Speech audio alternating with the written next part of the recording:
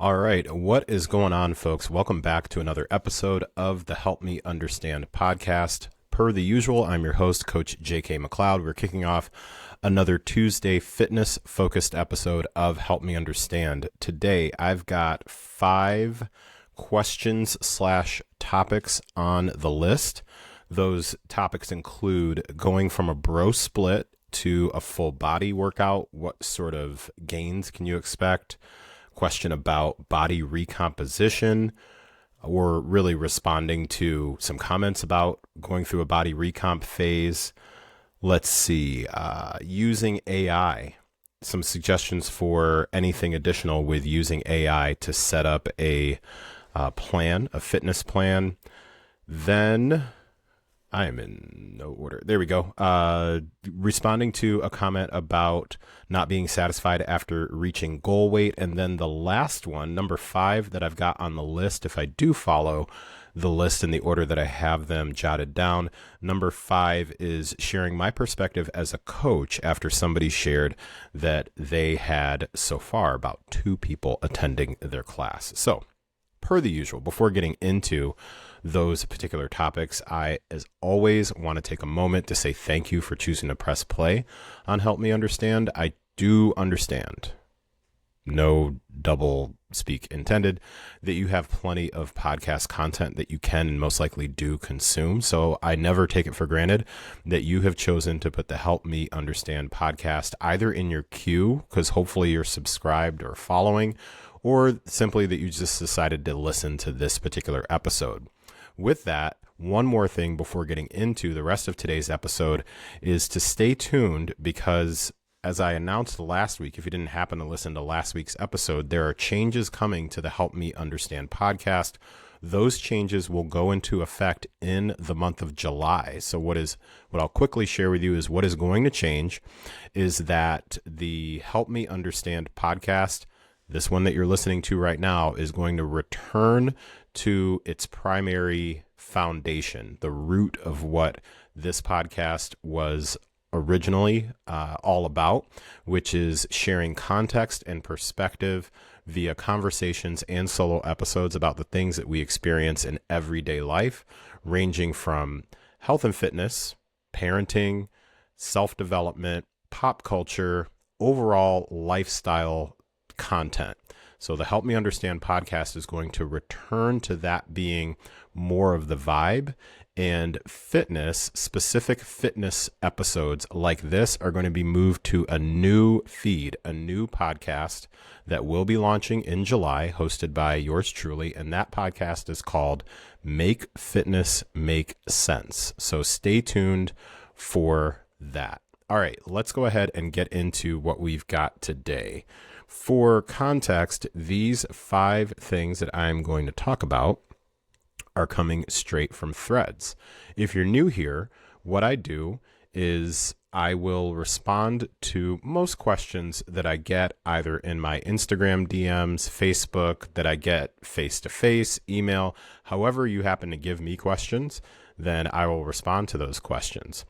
If I don't have a whole lot or any questions to respond to that I've received since the last episode, then what I do is I take the time to expand and offer more information, more context, and more nuance around responses that I've already given on Threads posts. So that's what I'm actually doing today.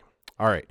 So topic number 1, or post number 1, the person said, I went from the bro split, where my muscles are only getting stimulated once per week, to 3 full body workouts per week for the last month. Realistically, how much muscle gain could one expect from this kind of change in regimen, and in what time frame? So to recap that, what I pulled from that is that this individual went from a body part split. So we're talking a chest day, a back day, a leg day, a shoulder day, and then a bis and tris day.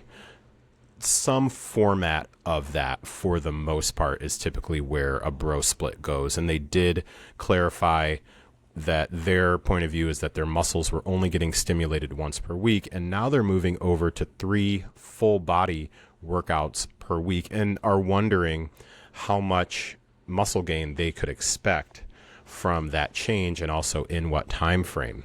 Now, my response on Threads was, I generally say that if volume and effort are equal across the week, same result for both. So it really comes down to what puts you in a position to consistently train with the intensity that you need. Okay, so that was my short answer. And now let me give you some more context and hopefully be more useful if someone is also wondering the same thing.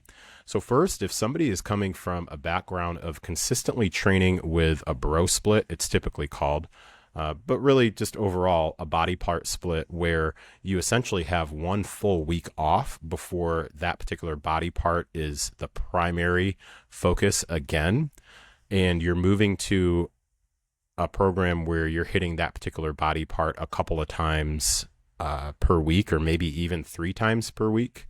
And I'll try and clarify what I mean, why I'm not even sure if we're going to be hitting the same body part two or 3 times per week. So let me jot that down.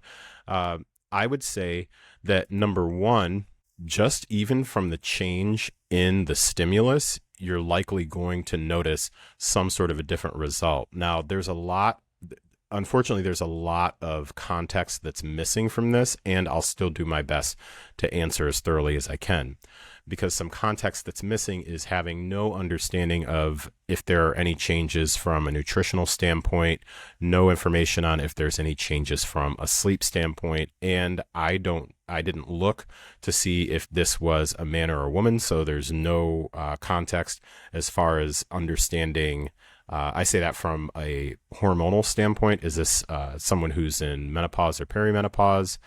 There's a decent amount of information that's missing here with this particular question. And also, again, I'll do my best to try and be helpful. So one, I would say, even just from the basic of switching from one type of approach that you've been doing for quite some time and then moving to a different approach, you typically will notice some improvement in a different approach. So it's very similar. It's very similar sometimes to what people will talk about with what they call the newbie gains. And that's typically where someone who has not primarily been strength training or doing a particular form of exercise, mostly strength training, they haven't been doing that, and all of a sudden they start strength training, and whether they're doing the quote unquote right number of sets and reps and all that thing, just doing anything and stimulating muscles that haven't been stimulated before or in quite some time, they typically will notice some progress and some improvement.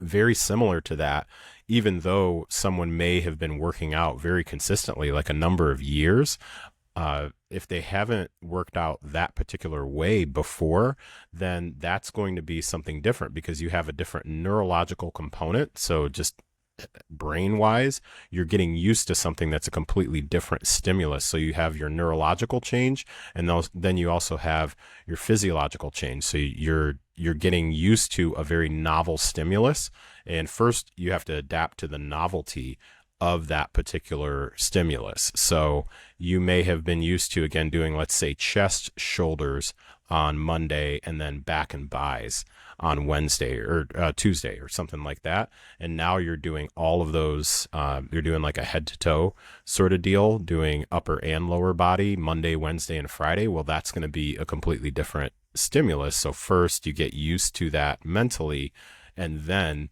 your body reacts with then figuring out, okay, this is what we're doing, so let's make these particular adjustments. Where this also, something else also to take into consideration that I mentioned in the post is once you have adapted to just even understanding the flow and the rhythm, it's really going to come down to the intensity that you train. Because if you were used to going like super hard in the paint on your leg day, and it took you a full week to recover from your leg day, number one, that sounds bonkers to me. But if it took you 4, 5, 6 days to recover from your leg day, and now you're doing legs 2 or 3 times per week, think about the level of intensity. Are you subconsciously dialing back the intensity because you know you're now training that body part 3 times per week? So there's a lot of just kind of unknown, but really it's going to come down to the intensity. I would say overall, if you're talking that you're pretty much working the same number of sets and reps that you did when you were doing body part split as to now you are working the same number of sets and reps when you're doing full body, then you're probably going to notice some sort of a difference, primarily because you're using a different stimulus. But overall, if sets and reps and intensity are equated across the board, eventually it kind of shakes out to being the same. One other thing I would say, just to explain the whole sets and reps thing, to break it down in a way that hopefully makes sense, is let's say that for when I was doing a body part split, I had a back day, and that back day had 10 back exercises. I'm just making this up, or 10 sets, excuse me, not 10 back exercises. That'd be wild. 10 sets of back focused movements. So let's say that I had 4 sets of wide grip pull downs. Then let's say I got to do math in my head, 3 reps of a single arm neutral grip dumbbell row. And then let's say that I had 3 sets of an underhand row. So those are my 10 sets. Let's say that that's what I did on my back day. Well, if I'm doing a full body approach, where I would equate sets and reps is while I'm doing my full body on Monday, when I do my back exercise, I'm just going to do the wide grip pull downs on Monday for 4 sets. Then on Wednesday, when I do my full body, I'm going to do chest, I'm going to do back, shoulders, and quads, hams, glutes. I would put, let's say, my single arm row, just that for my back exercise on Wednesday, and I would do that for 3 sets.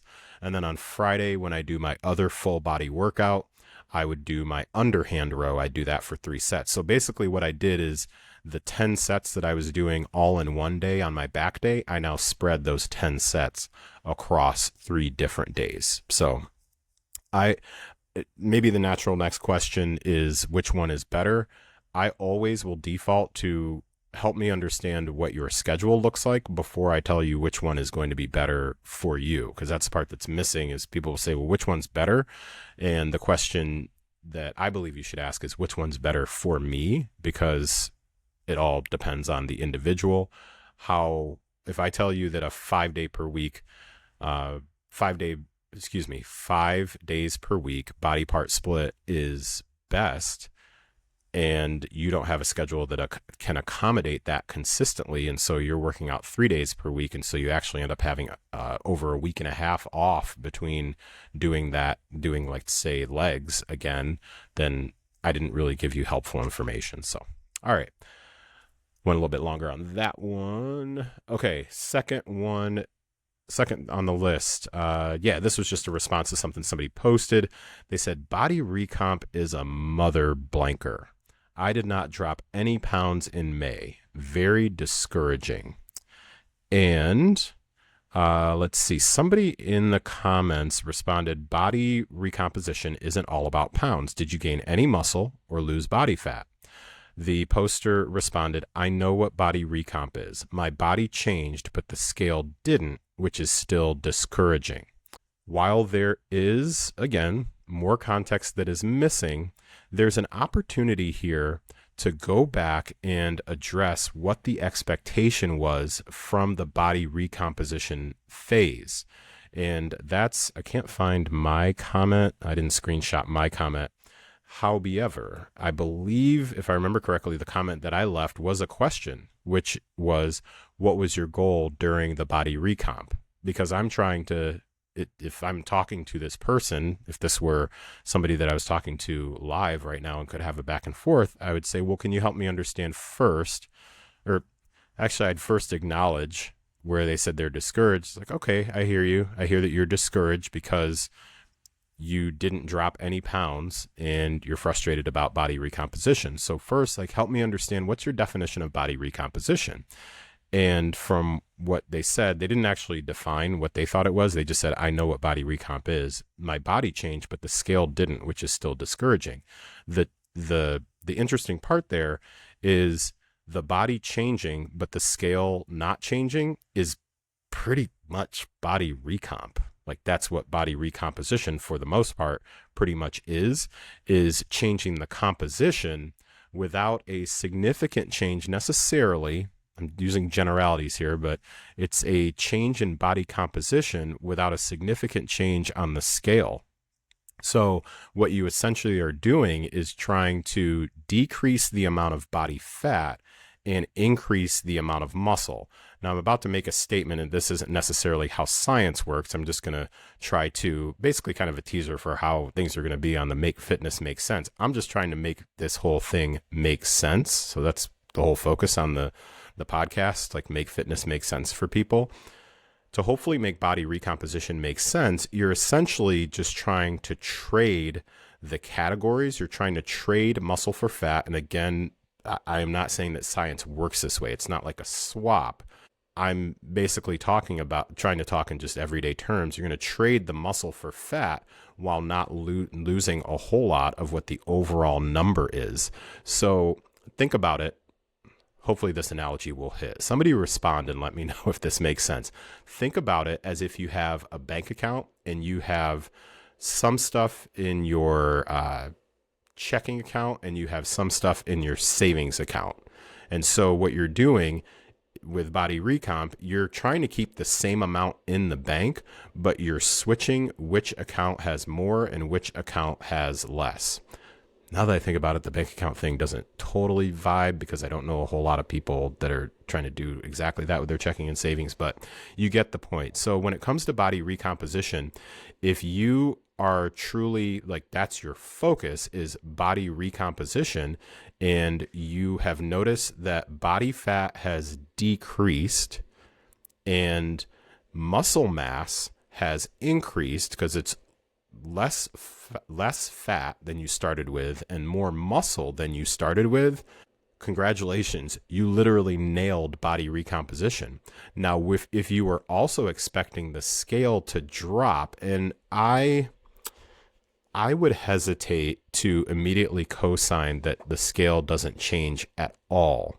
However, if I take this just on face value for what it says, if the scale were to not have dropped at all, okay. I mean, that definitely can happen also. I just wouldn't expect any sort of significant change in the scale.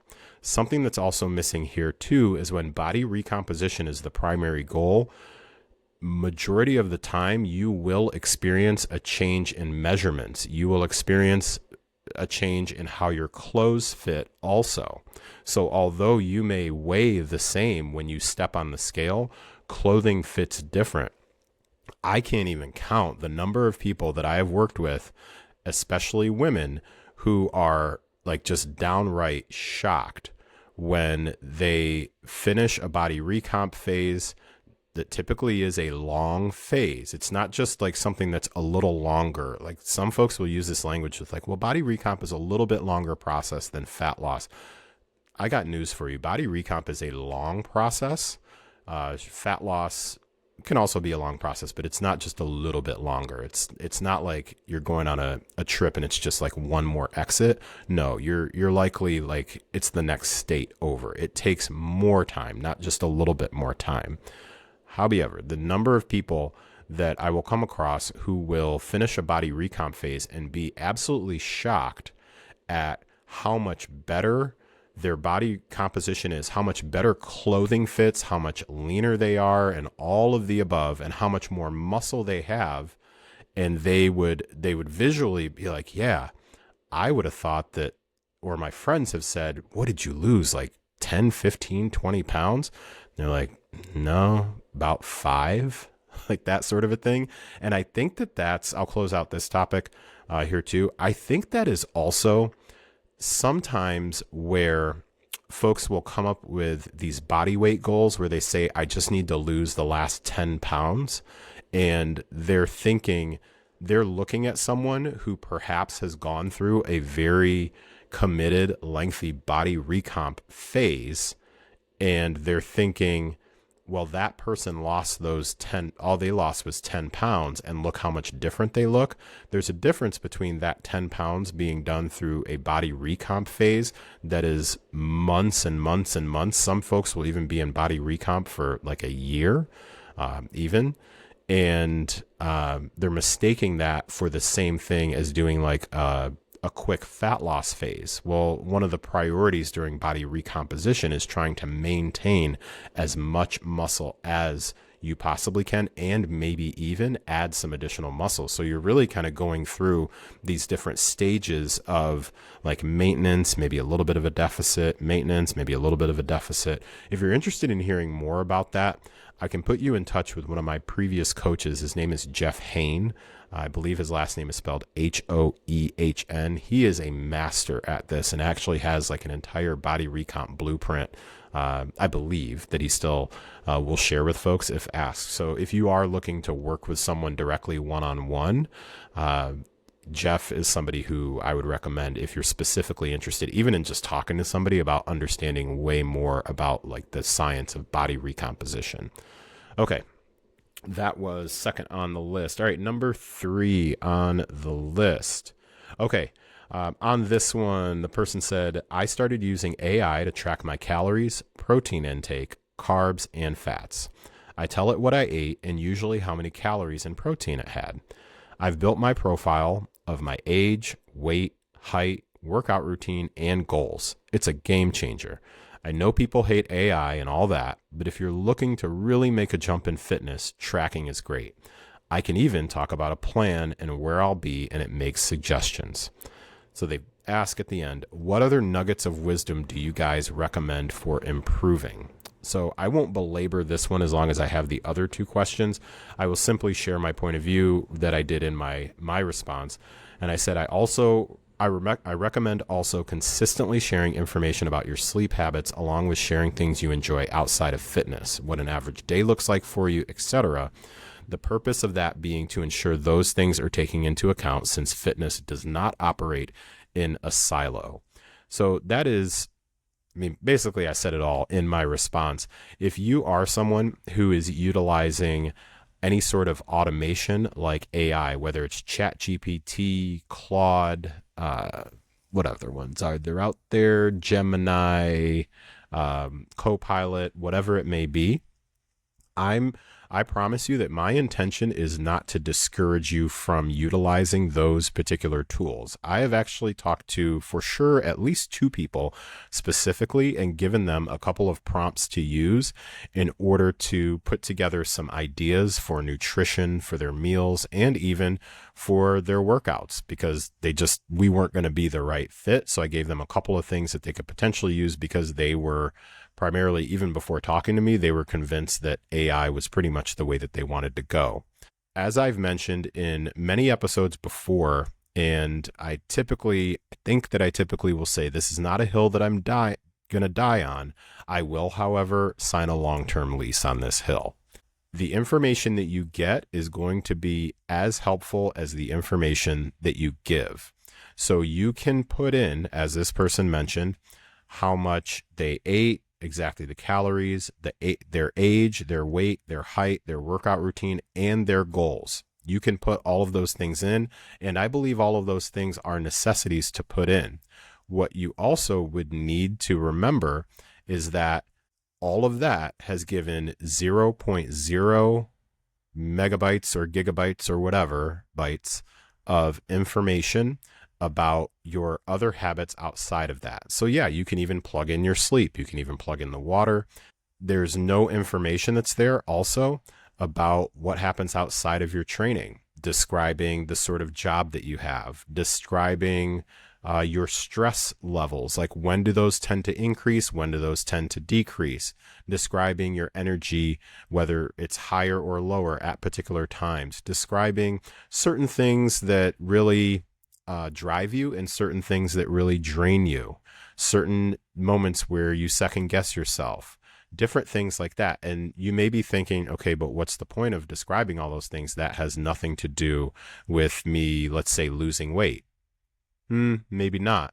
It does have to do with you keeping the weight off, though, because I'm not going to say it's not difficult to lose weight. What I'm going to say is that between taking weight off and keeping that weight off, between those 2 things, the more difficult of the 2, I'm not saying the easy one and the difficult one, What I want to say very clearly is the more difficult of the two is maintaining the range, somewhere within a range of what that weight loss has been years after you've achieved it.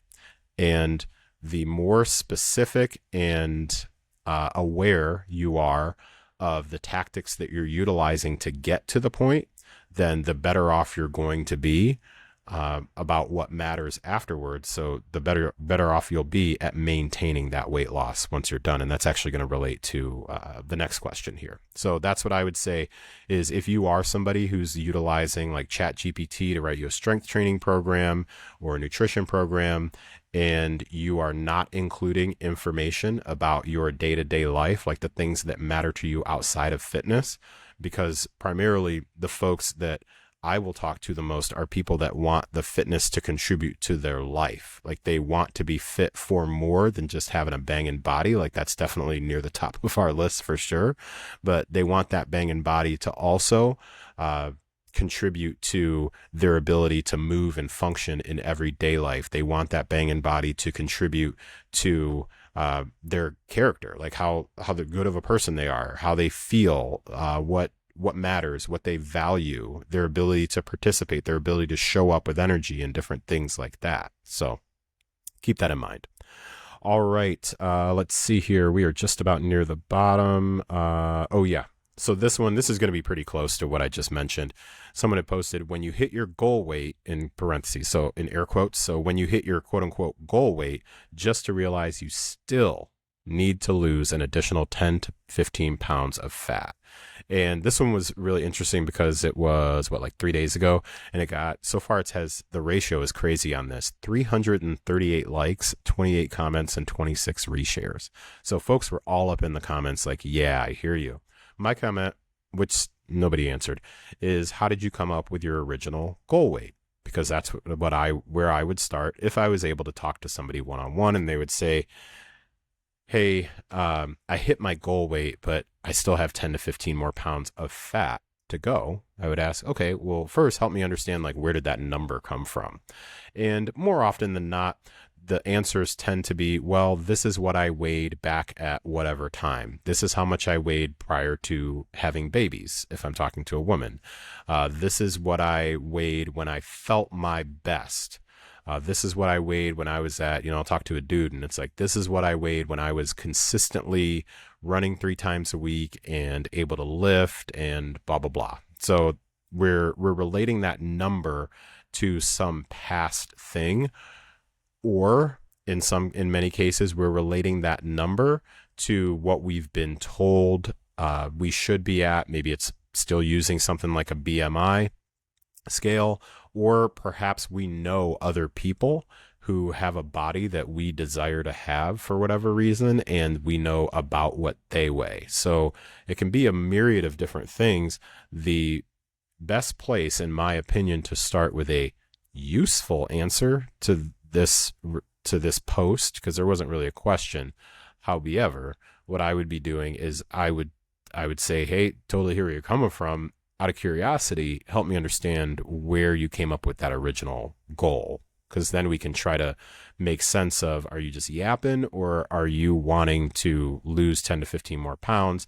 And then we start to get into, as I mentioned before, with like, even with the prompts you put in an AI and things like that, we would start to get into, okay, and when you get to that 10 to 15 pounds, what will be different?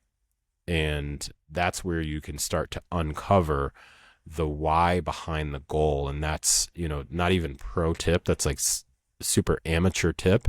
When you've set a particular goal, asking the why behind the goal. And that's not just a fitness thing. That's just, to me, that is like goal setting, like not even 101. It's the prereq. It's 001. You're setting the goal. Okay, why is that the goal? So even if you're talking sports, like, well, the goal is for us to score, if you're playing baseball, for us to score 5 runs. Okay, why? Actually, let me give you an example. I remember my son was telling me that he had a coach in junior high that was like, hey, we've got to score at least 30 points. If you guys, and by the way, if you just like laughed, you're like, bro, 30 points? Like, this was early junior high. This like a couple years ago. So they said, you've got to keep the other team. That's what it was. Keep the other team to 30 points. And I asked, oh, well, where'd you come up with that number? And he said, well, on average, we win more than 90% of our games when we hold the other team to under 30 points. Like, that's just what our history is. So even that, like, with everything, whenever you set a goal, just my advice for you, just ask, why is that the goal? Like, or is this just some arbitrary number? It doesn't necessarily mean that the why behind it has to be like so solid, concrete, locked up. You just need to have some sort of frame of reference, some reference point, basically. Okay. And the last one, this is specifically for coaches, fitness teachers, especially group fitness, whether you be a personal trainer for semi-private groups, anything that involves more than one person showing up. This person posted, said, so far, I only have 2 people signed up for my Pilates and coffee class. I don't know whether to be sad or discouraged. This is a bummer, because those were the only 2 options they had. So they had 2 people sign up for a Pilates and coffee class, and they said, I don't know whether to be sad or discouraged. So my response, and I will end with this because we're going past the 30-minute mark. My response was, you can be both, and hear me out, also be encouraged that there are 2 people that get to be impacted by what you have to offer. Sincerely, an experienced coach who had a total of 3 people show up for the 2 classes I coached today. And that's what I want to leave. If you are a coach or trainer of any level with more than one person, so we're talking a session where it's supposed to be more than one-on-one, regardless of the number of people that you have that show up, those people showed up. So give them the experience that you know that you have the ability to give. I'm sharing this with you as someone who has had a range of from 1 person in a class to, I think at some points I would have like 30 plus people in a class. And it has wildly ranged over I started first doing fitness classes in 2015. So over the almost 11 years at this point, I think September will be officially 11 years that I have done it. Even currently, primarily, I coach in person. As far as like a group class, I coach an in-person group class at 5 a.m. and 6 a.m. on Thursdays. I could say, well, I purposely picked the lowest attendance day of the week initially, even when I asked for the opportunity to coach. And that's true. I did pick the lowest attendance day, and still though, I'm going to give the best experience that I can. I will have some classes where nobody comes. I'll have classes where 1 person comes. I'll have classes where 5 people come. I think realistically, and I've been back in person for, I think, a couple of years now. Can't quite remember. I do one-on-one, but I'm talking specifically for like group training. I think for the most part, I maybe will have 5 to 6 on like a bonkers day, because people have schedules, people have lives, people have other options too. Regardless of that, as a coach and or trainer, fitness group instructor, whatever you are, whether we're talking like spin class, I used to do spin classes too. Like, I've run the gamut of a decent amount of different types of classes that I've done. I believe that you owe it to the person and you owe it to yourself to still show up and give the best possible experience that you can. And something that I will share with the people who do attend my classes is they're essentially getting like the best deal ever. Because if you're going to a class, and especially if it's something that's focused on like strength and resistance training, I teach a class that we call FitWad. It's a 5-day per week program that I write for the gym, which, by the way, will be available publicly very, very soon. In that class, we focus on basically like a functional bodybuilding type style. So in that class, if you're one of, say, 2 to 3 people that come, you are essentially getting like private to semi-private training without having to pay the hourly rate for a personal trainer. My hourly rate is much, much different than what somebody is paying per class when they go to a group fitness class. So just some encouragement for those folks who may be out there. And I'm not even talking when you're new. I'm talking like, again, I've been in this game for over a decade now, and we'll still have times where a couple of people show up. And I even caught myself just now saying, instead of saying just a couple of people, when a couple of people showed up, because It doesn't matter to me how many people come. If one person comes, then they're going to get the experience that they signed up for. And I owe that to them, and I owe that to myself too. It's another opportunity to get better. Okay. All right. Let's go ahead and bring this episode to a close. If you have listened this long, thank you. I thoroughly appreciate it. Again, stay tuned for the release upcoming in July of Make Fitness Make Sense. What will be happening on the Help Me Understand podcast just for the rest of June is that Tuesday episodes like this are going to be fitness focused. Friday episodes are going to be a mixed bag. So we've got our first one coming up this Friday, might even be a little bit sooner, but no later than Friday, we'll have that episode out. And that will be, again, covering hot topics, things going on lifestyle wise, probably going to mix in some politics and all that jazz. So if you're interested in staying connected with me specifically for the fitness stuff, then you will want to make sure that you subscribe to Make Fitness Make Sense once that releases. If you are interested no longer in the fitness stuff, but want to stay tuned for my random rambles and perspectives and maybe some conversations even that I have about everyday stuff in the context of there, then stay right where you are with the Help Me Understand podcast. All right. Thank you so much again for listening. I appreciate it. Take care of yourselves. Talk to you next time. Bye now.